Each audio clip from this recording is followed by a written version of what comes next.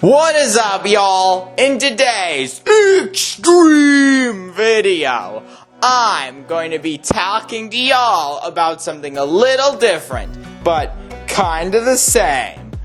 That is radio.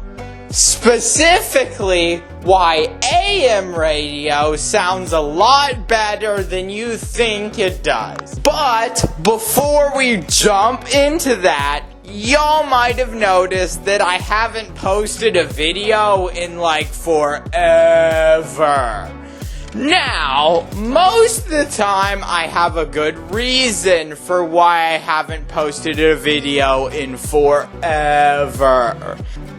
This time I really don't. Basically, I did not really have any good video ideas, so I just didn't make anything, had a few projects that fell through, etc. You get the idea. Also, I'm not really jumping at the chance to make a YouTube video because my job as a content creator is probably getting replaced by AI within 2 years anyway, so all of this is pointless. But with that out of the way, I would also like to briefly touch on my video setup. Now, I have a lot of different cameras.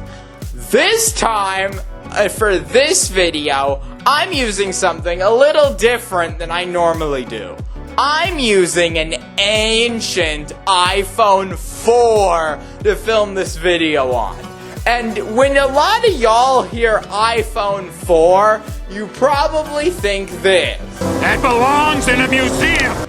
And you would be right.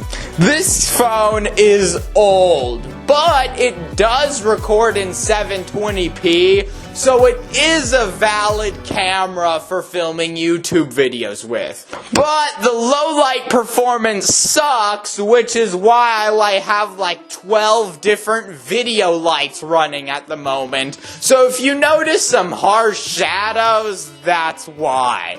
But before we jump into today's video, since today's video is a radio video, I'm going to be referring to frequencies like kilocycles, megacycles, just cycles. You get the idea. But I would just like to quickly clarify, some of y'all might know that as hertz. Now, the terms cycles and hertz mean the exact same thing and are used interchangeably, but some people say cycles, some people say hertz. They're both used interchangeably. I say cycles, but I just wanted to clear that up so none of you get confused when I say cycles and then you'll have no idea what I'm talking about. So, with that out of the way, let's jump right into today's content. Now, as stated earlier, this video is going to be about AM radio and why it can sound a lot better than most people think.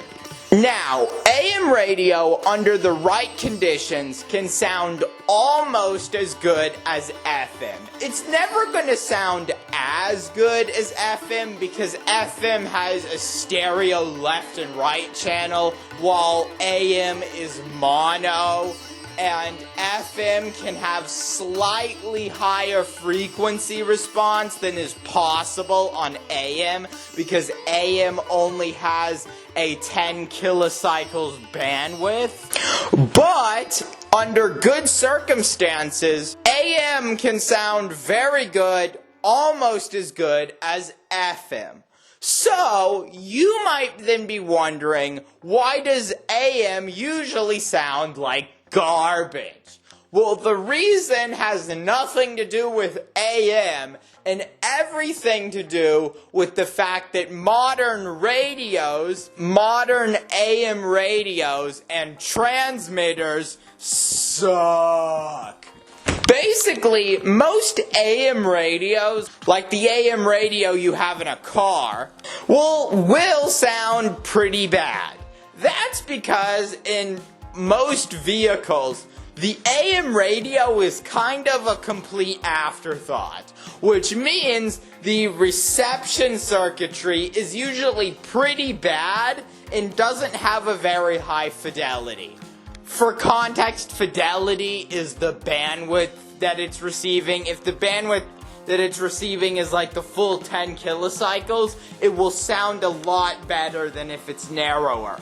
But most all of these modern radios are receiving very narrow bandwidth, which means they sound like garbage. And that's why most AM radios sound like this. Also, another part of the problem is transmitters. Obviously, a signal has to be transmitted before it can get to your radio, which is why transmission is important. Except for the fact that AM radio kind of sucks now. Now, transmitters used to be really good. Like a lot of older transmitters, especially like older vacuum tube-based transmitters, had really good fidelity and a really strong carrier, and were just in general more powerful than modern transmitters. But the AM radio transmitters today kind of suck, because they a lot of the times are solid state, which isn't necessarily a problem, but then they do stuff like having variable carrier power and like having a narrow bandwidth and having a lower output power and doing a bunch of weird tricks to try and save electricity.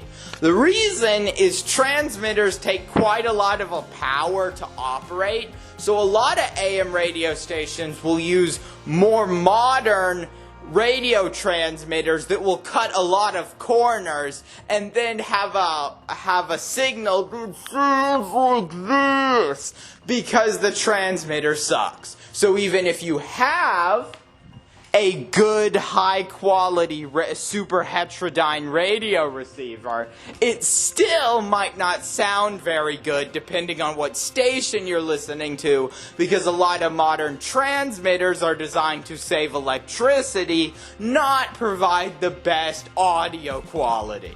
And they also employ a bunch of other tricks to try and reduce their power consumption, like the carrier being variable power and like a bunch of other stuff. Also, in general, transmitters are just a lot weaker than they used to be, which means all clear stations, which are stations that operate full power at night when AM radio can go for hundreds of miles. In reality, the signal usually doesn't go hundreds of miles, or if it does, it's very in and out, because these modern transmitters just do not have enough power. So, those are the reasons why AM radio sounds like this, even though it could sound like this. However, there is one other problem besides the radio receiver and the transmitter that can cause problems with AM radio, and that's interference.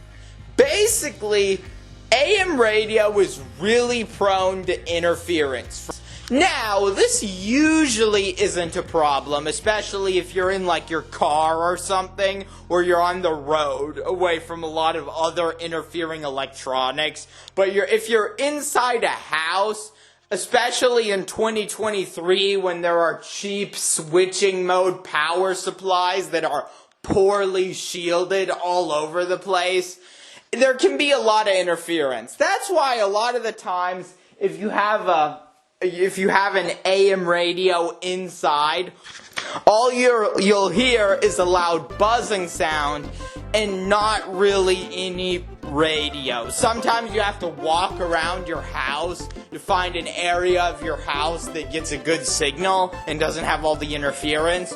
Although in a lot of buildings, that's even hard to do, because if you have a house where all the lights are LED lights or fluorescent lights with modern switching mode power supplies, you're sort of SOL if you're inside the house. Okay, y'all, before I go, I gotta tell you about something, but before that, I would just like to let you know, if you notice all my stock photos look a little weird, that's because I just asked an AI for AM radio, instead of having to deal with finding the right stock photo. Now, with all of that out of the way, a lot of y'all might be wondering, after watching this video, why use AM radio? Why not just use FM? Well, the reason is FM radio can be very unreliable, since FM radio is roughly around the VHF radio spectrum.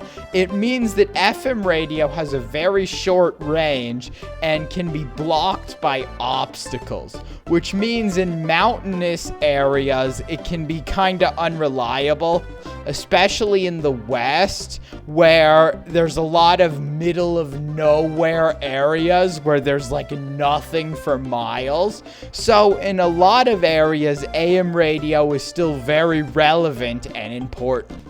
Now, there are other bands that can go even further, like shortwave and longwave. However, shortwave doesn't have many broadcast stations, and longwave has never really even been a thing in America. Also, they do not put shortwave or longwave radio receivers in cars, so most people don't have them because they're quite rare. So yeah, basically, that's the end of today's video. Now, if you like this video and want to subscribe, please feel free to check out that subscribe button.